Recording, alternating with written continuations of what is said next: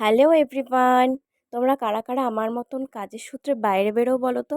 তারা নিশ্চয়ই জানো এই গরমের মধ্যে কিভাবে রৌদ্রের ট্যান পড়ছে আর মুখের অবস্থা খারাপ হয়ে যাচ্ছে। তো প্রত্যেকটা মেয়েই স্কিন কেয়ার করে, কিন্তু যারা বাইরে প্রত্যেক দিন বেরোয় তারা একটু বেশি যত্ন করে স্কিন কেয়ার করে। তো আমিও এখানে স্কিন কেয়ার করতে বসে পড়েছি। তো ফার্স্টে আমি এখানে ইউজ করছি গুড ভাইবসের চারকোল ফেস ওয়াশ। যেহেতু বাইরে বেরোই, পলিউশন, এই জন্য চারকোলটা আমি ইউজ করি। তো তারপর দেখো আমি জামা কাপড় পুরো ভিজিয়ে দিয়ে এসেছি। তো এরপরেই আমি চারকোলেরই মানে গুড ভাইবসের চারকোলের ইউজ করব একটা স্কার্ফ।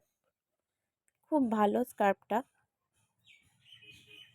আমি এখানে ইউজ করে নিয়েছি আস্তে আস্তে করে। আর তারপর এটা ভালোভাবে ফেসের মধ্যে ইউজ করবার পর 5 মিনিট রাখতে হবে। আর 5 মিনিট তুমি জল দিয়ে হালকা হালকা করে ধুয়ে নিতেও পারো, মানে ভালো করে ক্লিন করতে পারো।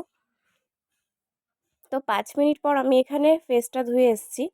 আর দেখো কত পলিউশন সব চলে গেছে। আমার তো খুব ভালো লাগে, ভীষণ ভালো লাগে। তো তারপর আমি এখানে ইউজ করব বরফ। হ্যাঁ, বরফ কিন্তু আমাদের ফেসের জন্য খুব ভালো, কিন্তু ডাইরেক্ট এটা ইউজ করা যায় না। আমি এখানে নরম একটা সুতির রুমালের মধ্যে নিয়ে ড্যাব ড্যাব ড্যাব ড্যাব করে ইউজ করছি।